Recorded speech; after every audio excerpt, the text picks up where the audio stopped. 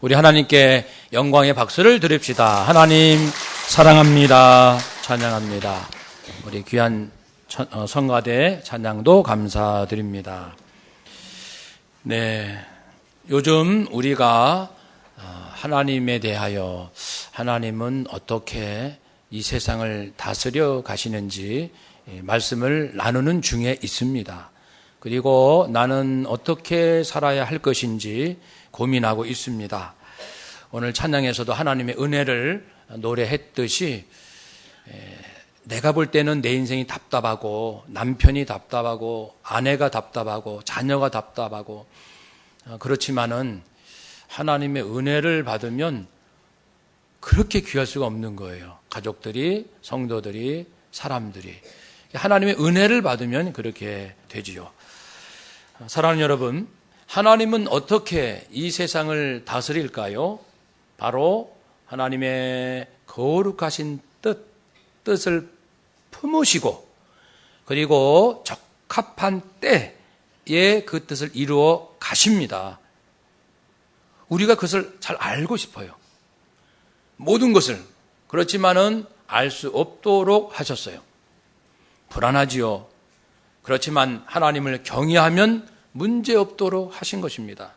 하나님은 결국 죄인들은 또 구원받은 우리들은 하나님을 경외해야 산다는 것을 가르치기 위함입니다. 그래서 어떻게 하나님을 경외할까요? 영으로, 즉 구원받은 영혼으로. 영이라는 것은 이방 종교, 요즘 이 세상에서도 다른 종교, 다른 어떤 철학, 또 심지어는 뇌과학, 양자물리학, 많은 데서 영을 얘기합니다. 영혼. 근데 영으로 우리가 하나님을 경외한다는 것은 구원받은 영혼을 말하는 거예요. 구원받은 내 영혼이 구원을 기뻐하고 감사하며 하나님과 교제하는 내 영혼. 이 영혼으로 매일같이 하나님을 만나게 되면 내 인생이 어떻게 앞으로 전개될지를 몰라도 아무 문제 없다는 거예요. 또한 진리로, 매일같이 진리로 사는 사람은 몰라도 이 세상, 저 북한이 어떻게 앞으로 행동 취할지 몰라도 날마다 찬송할 수 있어요. 감사할 수 있고, 기뻐할 수 있고, 즐거워할 수 있고. 그래서 우리는 이 진리를 아는 것이 중요합니다. 아버지의 뜻이 무엇일까? 항상 다 알려주시는 것은 아니지만 우리로서는 하나님께 그 뜻을 알고자 노력을 해야 합니다. 아는 방법이 몇 가지 있어요. 먼저는 물론 성경이죠. 기록된 하나님 말씀을 읽지 않고 인생이 답답하다라고 말하는 분이 있다면 정말 답답하신 분입니다. 성도님들의 우리들의 삶을 보면요, 성경에 아마 99%는 성경 말씀만 이해하면 마음의 자유함을 얻을 수 있거든요.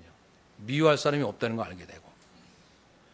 말씀에 관심이 없으니까 매일같이 말씀을 먹지 아니하면서 저 사람 답답해. 왜 이런 일이 나한테 있어? 계속 투정하고 불편해하고 힘들어하는 거예요. 제가 이제 중국에 4일 동안 24시간 요한복음을 강의하고 왔습니다. 그러니까 전부 1장부터 21장까지. 그 중에 절반 정도는요, 고난주간에 관한 말씀입니다. 그만큼 예수님의 생애를 이해하는 데 있어서 고난주간, 예수님의 죽으심, 그죠? 고난, 그리고 부활하심, 승천 재림을 아는 것이 중요하다는 뜻이겠죠. 그 말씀을 본문을 가지고 나눴는데, 그래서 이제 마지막 시간에 피드백, 나름 간증 이런 시간을 가졌어요. 거기 계신 분들이 정말 많이 은혜 받으시고 무엇보다 한결같이 하나님의 목적, 예수님이 이 땅에 오신 목적이 무엇인지를 알았어요. 이렇게 고백을 하시더라고요. 제가 전달 잘 한 거예요. 예수님이 오신 목적은요, 죄의 값으로 인한 저주 아래 있는 내 인생이 용서받을 수 있는 길이 있다. 그 길을 알려주시기 위하여 예수님께서 오셨고요. 그러니까 구원받는 길을 알려주시기 위하여 또 한 가지 대단히 중요한 것은 왜 이렇게 인생이 힘든가? 그 이유가 사랑을 몰라서라는 거예요. 사람들이 사랑을 서로 사랑한다고 그래요. 부모도 자녀 사랑한다 그러고 부부가 서로 사랑한다 하고, 그런데 싸우는 거예요. 사랑을 잘 모르기 때문에 예수님께서 사랑이 무엇인지, 참 사랑이 무엇인지를 알려주기 위하여 오셨거든요. 사랑이 없기 때문에 죄를 짓는 거고, 사랑이 없기 때문에 미움과 원망이 있는 거예요. 사랑, 알 것 같지만 결코 알기 쉽지 않는 참 사랑, 이것을 알려주기 위하여 예수님이 오셨다. 이 두 가지 분명한 메시지를 우리 공부하신 분들이 나이가 50대 전후반 되세요, 평균. 그 중에 두 분이 특별한 또 간증을 하셨어요. 그 연세 한 70 정도 되시는 여자분이시고, 할머니 되시는, 아주 몸집도 작으세요. 힘도 없어 보이시고, 근데 그분 보통 분이 아니시더라고요. 이제 중국에 큰 모교회가 있는데, 거기 이제 머니까 수요 예배나 다른 때는 그 동네에서 모이더라고요. 그 사람이 많이 모이니까 교회를 짓고 싶어 하는 거예요. 집에서 모이다가. 그런데 이 모교회에서 장로님들이 허락을 안 하는 거예요. 안 된다고. 따로 지면 안 된다고. 그러니까 이 할머니 집사님이 마음이 속상해가지고, 우리 좁은데 예배 자리가 왜 못 짓게 하냐고. 그러면서 계속 이렇게 다툼이 있는 거죠. 거기서 막 상처를 받았어요. 장로님들한테. 왜 교회를 못 짓게 허락을 안 하냐고. 그러면서 이제 건축 자재를 막 준비했죠. 거기 모인 분들 다 해놓으니까 교회에서도 어쩔 수 없이 허락을 했다. 이제 이런 말씀이에요. 중요한 것은 상처를 받은 거예요. 장로님들한테 상처를. 엄청 막 슬프고 막 분노도 있고. 그런데 요한복음 공부하면서 내가 교회 일을 한다고 하면서 하나님의 사랑 없이 했다는 걸 깨달았다는 거예요. 나는 분명히 하나님의 일을 위하여 교회를 짓는 거야. 얼마나 훌륭한 겁니까? 누가 봐도. 그런데 내 안에는 정작 하나님의 사랑이 없이 했어요. 이걸 깨달았다는 겁니다. 그렇게 해서 회개를 하면서 눈물을 흘리시면서, 목사님 이번에 하나님의 사랑이 무엇인지 깨달았고 내 안에 그것이 없다는 것을 알았고, 그래서 상처는 다 씻겨졌어요. 상처는 다 사라지고 오히려 회개하고, 그래서 처음에 반대했던 장로님들도 사랑하게 됐고 용서하게 되었다고. 이 4일간에 있었던 일이에요. 또 한 분이 이런 간증을 하십니다. 이번에 제가 많은 은혜를 받았습니다. 진실한 믿음으로 구원받는다는 것도 분명히 알았고, 또 지금 우리 가정이 경제적으로 어렵고 제가 남편과 자녀 때문에 이 마음이 밑바닥까지 내려갔어요. 너무 힘이 들어서. 그런데 이번 말씀을 통해서 본래 내 것이 없다. 남편도 내 것이 아니고 자녀도 내 것이 아니고, 내가 경제적으로 어렵게 사는 것도 부하게 사는 것도 하나님의 거룩하신 주권 아래 있다는 모든 것을 깨닫고 그 마음을 다 내려놨어요. 남편도 자식도 마음을 다 내려놓으니까 얼마나 마음이 홀가분하고 그렇게 무거웠던 마음들, 이제는 제가 좀 살 것 같아요. 세 번째는요, 가르쳐 주신 예수 피 예수 생명으로 매일 기도했어요. 그때는 분노와 불안한 마음, 우울한 마음이 있었는데 탐나는 대로 예수 피 예수 생명, 하나님 저에게 예수 피 예수 생명을 주옵소서 기도했는데, 정말 신기하게 마음이 시원해지고 가벼워지고 내 힘이 아닌 어떤 힘이 와 있는 것을 느끼고 마음도 살고 제 얼굴도 살아났어요. 그러면서 울먹이면서 웃으면서 울다가 웃고 막 이렇게 웃다가 울면서 이렇게 간증을 하셨어요. 여러분, 우리가 이미 성경 말씀에 우리가 그렇게 답답해하는 문제 그 원인이 다 있거든요, 사실은요. 근데 인간의 욕심, 자기가 의롭다고 하는 생각들, 편견, 아집, 고집, 이런 것들로 내 마음에 닫혀 있는 거예요. 생명의 말씀이 안 들리는 거예요. 안 들리는 거예요. 그래서 자기 자랑 많이 하는 사람, 의롭게, 자기가 의롭다고 하는 분들, 나 성격 좋아, 나 열심히 일하거든, 나 바람 한 번 안 폈어, 나 저 도덕적으로 훌륭해, 이런 분들이 제일 은혜를 못 받아요. 이런 분들이. 차라리 죄를 많이 짓는 사람이 주님, 제가 죄인이에요. 저같이 나쁜 놈은 없을 거예요. 저는요, 정말 죽일 놈입니다.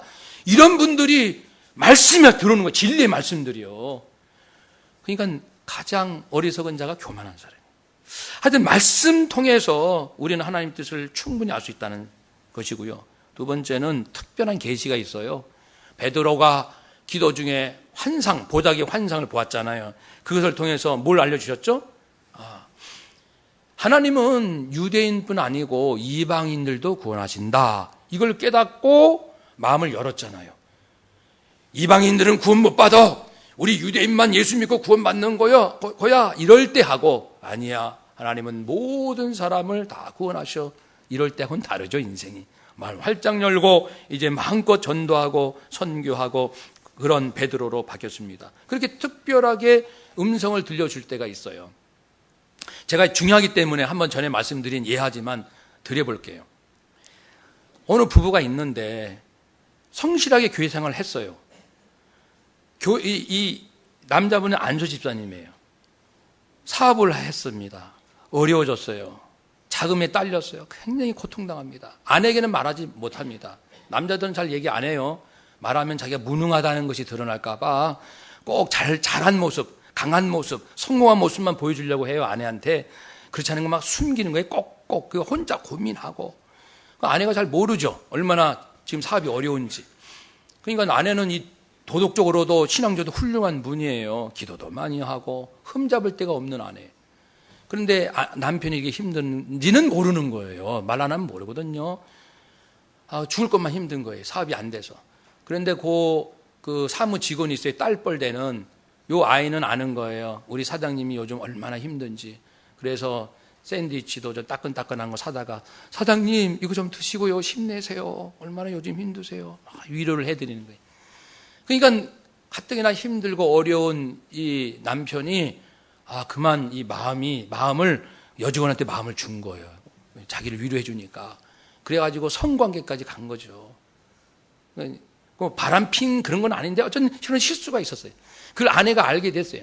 그래가지고 난리 났죠. 도덕적으로 흠이 없는 이 아내가 이 짐승 같은 남편인 거 알고 보니까 아주 막 분노하면서 매일같이 공격합니다. 이 짐승 같은, 이 더러운, 당신이 이렇게 더러운지 몰라서. 그러니까 남자는 막 죽는 거죠. 매일 이제 귀가해서. 그렇게 이제 괴로워하죠. 아내도 괴로워하고. 근데 기도하는 사람이니까 그래도 기도합니다. 하나님 어쩌자고 제 인생에 이런 일이 있습니까? 그럴 때 하나님이 음성을 들려주십니다.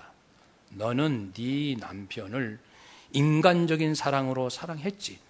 언제 예수 사랑으로 네 남편을 사랑해 보았느냐? 그 말씀 딱 던져주시니까 정신이 바짝 나는 거죠. 자기는 지금 좋은 아내, 훌륭한 엄마라고 생각했는데 내 안에는 예수 사랑이 없었다는 거예요. 하나님이 지적해 주셨어요. 거기서 회개합니다. 회개하고 훌륭한 자라더니 나같이 이런 자기 의로움에 꽉 찬 어리석은 자가 없다는 걸 깨닫고 회개하고 그날 밤 저녁 남편이 퇴근했을 때 여보 소파에 좀 앉으세요. 그리고 화장실에서 대에서 물을 떠오니까 남편은 이 물을 자기한테 뒤집어 씌우는 줄 알고 겁을 먹고 딱 긴장하고 있는데 앉으세요. 그러면서 그 대야를 내려놓고 양말을 벗기고 발을 씻겨주면서 울면서 회개합니다. 이 못된 짓을 한 남편 앞에 회개하는 거예요. 여보, 저를 용서해 주세요. 제가 당신을 예수님의 사랑으로 단 한 번도 사랑한 적이 없다는 것을 알았어요. 하나님께서 알려주셨어요. 내가 당신 앞에 미안합니다. 그리고 또 내가 맨날 당신 앞에 잘난 척하고 잘 믿는 척하고 용서해 주세요. 내가 잘못했어요. 울면서 발을 씻겨줬어요. 그 남편이 어떻게 했어요? 더 죽을 맛이죠. 아내가 너무 고렇게. 그래가지고 그다음부터 뭐 그냥 알아서 기는 거죠. 알아서. 아주 그냥 아내한테 그렇게 잘할 수가 없죠. 만약에 그 분노로 된다면 아마 어떻게 됐을 거예요? 부부관계가요. 하나님의 음성이 들려지면 이렇게 아름답게 결과가 오는 거예요. 이렇게 하나님의 계시가 있고요. 세 번째는요. 하나님께 묻는 거예요. 내가 답답할 때. 묻는 겁니다. 그래서 오늘 본문도 그런 내용인데요. 마리아가 가브리엘 천사의 그 방문을 받고 가브리엘이 말하죠. 얘야, 네가 임신을 할 건데 아들을 낳을 거야. 그러니까 깜짝 놀라죠. 나는 처녀인데 내가 어떻게 임신을 해? 어떻게 이런 수치스러운 일이 나한테 있어요? 막 당황하고 그렇습니다. 천사에게 질문하고 어찌 이런 일이 저한테 있을 수 있습니까? 그러니까 천사가 답을 합니다. 성령이 내게 임하시고 지극히 높으신 이의 능력이 너를 덮기 때문이다. 성령이 지극히 높으신 이의 능력이 너를 덮기 때문이다. 알려줬어요. 여러분, 우리가 살다 보면 도무지 이해할 수 없는, 어떻게 나한테 이런 일이 일어날 수 있을까? 그때 분노하지 마시고 억울해하지 마시고 하나님 앞에 나갑시다. 하나님, 어찌 저한테 이런 일이 있습니까? 이유를 알게 해주세요. 한번 따라 합시다. 하나님, 이유를 알게 해주세요. 아멘. 하나님은 우리를 놀리시는 분이 아니에요. 하나님은 짓궂은 분이 아니시라고요. 하나님은 악한 분이 아니세요. 여러 가지 방법을 사용은 하십니다만은 항상 목표는 우리를 살리는 거예요. 잘못된 믿음, 잘못된 생각, 잘못된 고집 바로 세우시려고 시련도 주시는 거예요. 결과는 항상 좋거든요. 리브가가 있습니다. 이삭의 아내 리브가. 근데 쌍둥이를 임신했는데 그 배에서 쌍둥이가 싸워요, 자꾸만. 그러니까 저는 잘 모르겠어요. 싸우는 게 뭔지. 모르지만 엄마들은 알 거예요. 애가 막 싸우는 거 둘이서. 심하게 싸웠나 봐요. 그러니까 하나님께 질문을 드립니다. 오, 하나님, 왜 태중에서 이 둘이 싸웁니까? 그때 하나님께서 답변을 하십니다. 네 두 국민이 네 태중 안에 있는 거야. 지금 이 두 국민이 될 그 아이들이 서로 싸우고 있는 거란다. 거기서부터 나누게 될 것이다. 형이 동생을 섬기게 될 것이다. 미래까지 말씀해 주시네요. 그러니까 이제 이 엄마는 동생이 형보다 좀 뛰어난 인생을 사는구나 알고 있습니다. 태어났습니다. 아빠는 큰아들, 그 당시 다 문화가 그랬으니까 장자를 사랑하고 특별히, 그리고 이제 엄마는 작은 아들을 그러한 음성을 들었기 때문에 사랑을 했는데 여기까지는 별 문제 없죠. 근데 엄마가 문제예요. 엄마가 둘째가 보통 애가 아니야. 둘째를 잘 키워야 돼. 둘째가 이 형보다 더 앞서야 돼. 이런 생각을 계속 하는 거예요. 키우면서. 그러니까 동생에게도 얘기했겠지. 야, 네가 네 형보다 더 훌륭할 거야. 형보다 네가 더 나을 거야. 동생이 형을 이제 속여서 팥죽 한 그릇으로 장자의 명분을 가로챈 일이 발생합니다. 그리고 아버지가 눈이 멀었을 때 큰아들한테 축복기도, 이건 굉장히 권세 있는 거거든요. 축복기도를 간절히 하려고 할 때 엄마가 꼬드겨서 둘째한테, 둘째야 이렇게 해라 이렇게 해라 이렇게 해라 해가지고 이 큰아들인 것처럼 분장을 하고, 아빠가 눈 잘 안 보이니까 만져보면 큰아들이구나 알게끔 복장도 싹 바꾸고, 제가 딱 숙이니까 큰아들인 줄 알고 장자의 축복을 내립니다. 이 사실을 알고 난 다음에 이제 형이 분노하죠. 아니, 동생이 내 장자의 축복을 가로채? 이 교활한 놈. 아빠도 분노하고 형도 분노하고. 그래서 동생이 도망치죠. 자기 죽을까 봐. 그리고 외삼촌 집에 가서 20년 동안 험한 인생을 삽니다. 엄마 때문에 엄마가 자식 지도를 잘못하니까. 물론 엄마가 아니 동생을 하나님께서 더 크게 해주신다고, 그거야 하나님 계획이시죠. 그것을 이루신 분도 하나님이 이루실 것인데 왜 인간이 욕심이 앞서고 자기 뜻대로 성급해가지고 왜 인위적으로 만드냐 그거죠. 왜 인위적으로. 하나님의 일이 언제 인위적으로. 내가 안 하면 하나님이 어리석을까 봐요? 무능하실까 봐? 내가 걱정이 돼서 내가 설칩니까? 내가 앞서고. 그래서 기도보다 앞서지, 한번 따라합시다. 기도보다 앞서지 맙시다. 성령보다 앞서지 맙시다. 아멘. 그런 말이 있잖아요. 그래서 결국 20년 동안 험한 인생 살고 형제지간 의가 다 상하고 집안이 풍지박산된 거예요. 물론 나중에 동생이 회개가 중요한 거예요. 회개하고 형하고 극적으로 화해합니다. 집안 분위기 좋아졌습니다. 회개해야 좋아지는 거거든요. 이처럼 하여튼 오늘 말씀의 초점은 내가 이해할 수 없는 일이 발생하면 하나님 앞에 기도하자는 그런 말씀을 드리고 있는 겁니다. 오늘 하박국의 말씀도 그래요.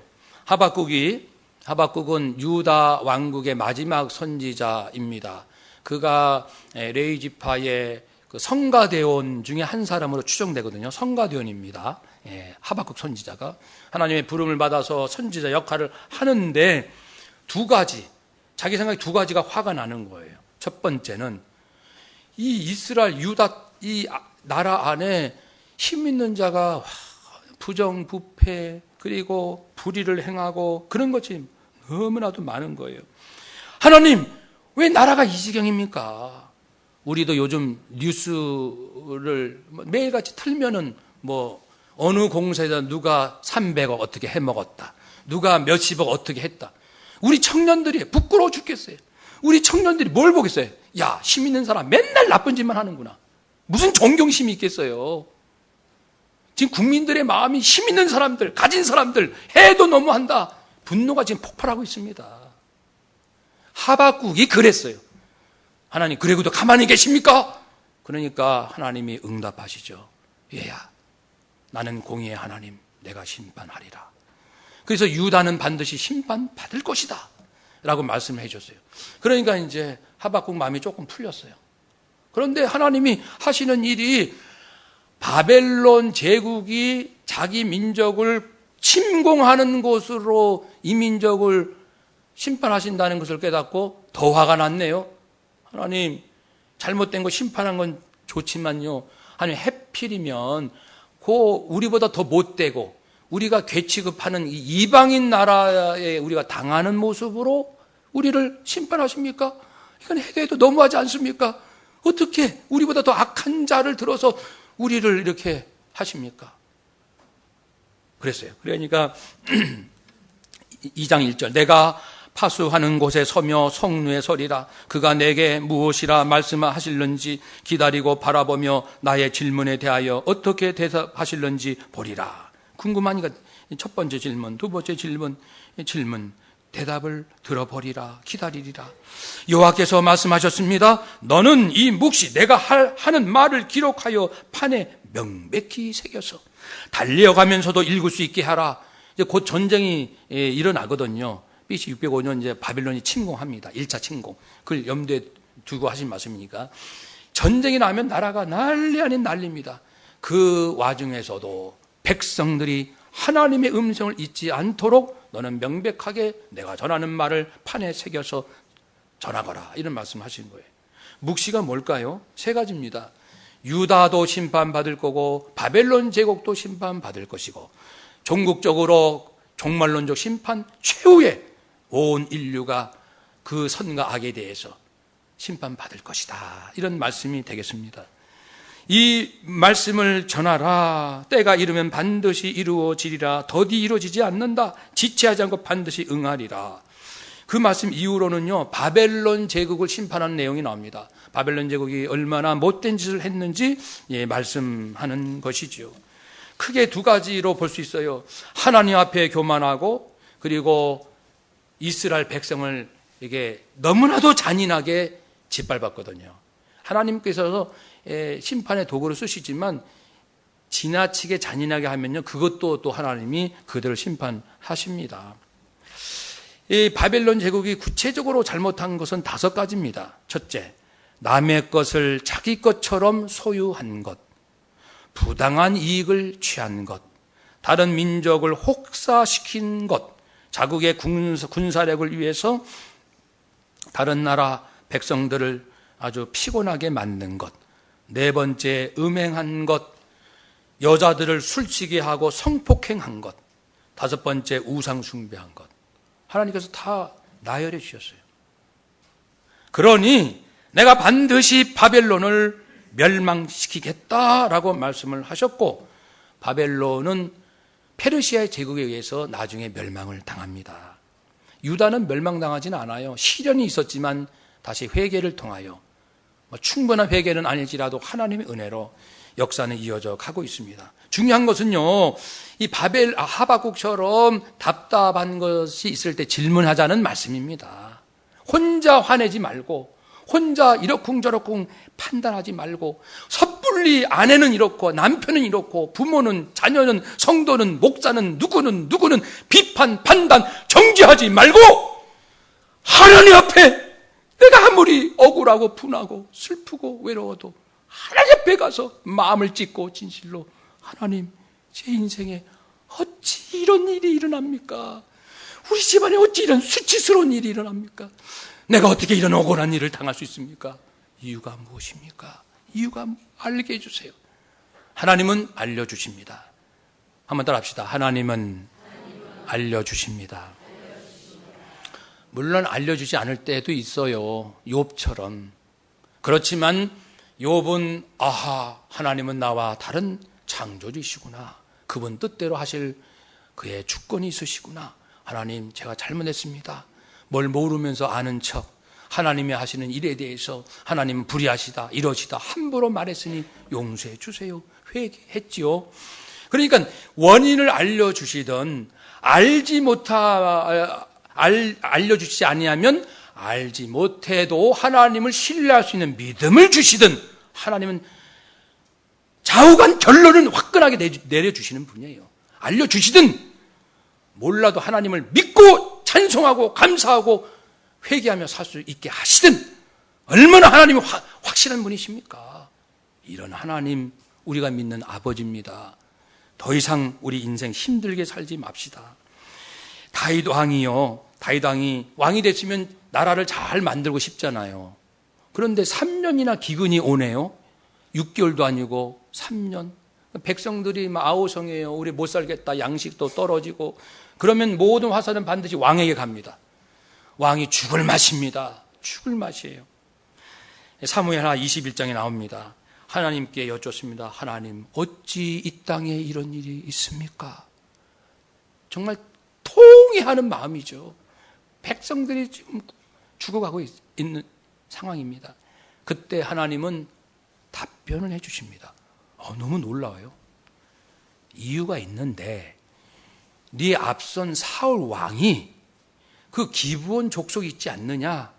그 족속을 원래는 가나안 정복 때 내가 모두 멸하라고 했지만 여호수아가 실수해서 화친 조약, 평화 조약을 맺어가지고 내 이름을 여호와의 이름으로 맹세하여 평화 조약을 맺었기 때문에 내가 그것을 허락하고 기브온 족속이 살도록 하고 성전을 위해서 봉사하는 일을 하게 했는데 사울 왕이 그 기브온 족속들을 무참히 죽이지 아니했느냐?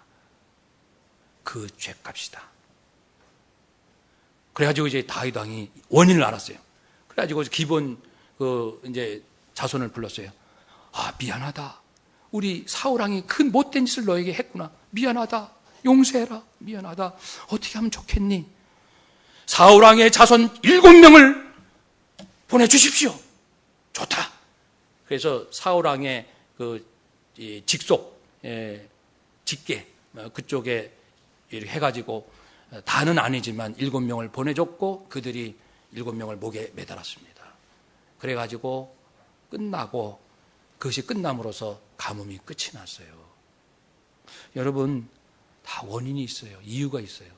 고난에는, 환난에는 다 이유가 있습니다. 그것을 우리가 알 필요가 있어요. 그러니까 이쯤만 해도 우리는 살기 어렵다, 힘들다, 답답하다라고 말할 필요가 없는 거예요. 하나님이 분명히 모든 것을 알고 계시고 과거도 현재도 미래도 다 알고 계시는 하나님, 그리고 우리를 위하여 중보기도 하고 계시는 하늘보좌 우편에 계시는 예수님, 우리가 마땅히 기도할 것을, 회개할 것을 알지 못하고 내 잘난 맛에, 똑똑한 맛에 의로운 척하면서 설치고 다니는 내 거짓된 인생에 성령님은 탄식하시며 울시며 우시며 나를 위하여 기도하시는 그 기도 때문에 우리는 살 수 있다는 겁니다. 내가 지금까지 살아온 것, 내 잘난 것 때문에 아닙니다. 정말 아니거든요. 정말 아닙니다. 내가 물론 열심히 살았죠. 올바르게 살려고 애써 썼지만 속에 뒤집어보면 얼마나 더럽고 추한 것이 우리에게 많은지 성령님은 그걸 보고 계신다는 거죠. 그래서 우리를 위해서, 나를 위해서 기도하고 계시는 거예요.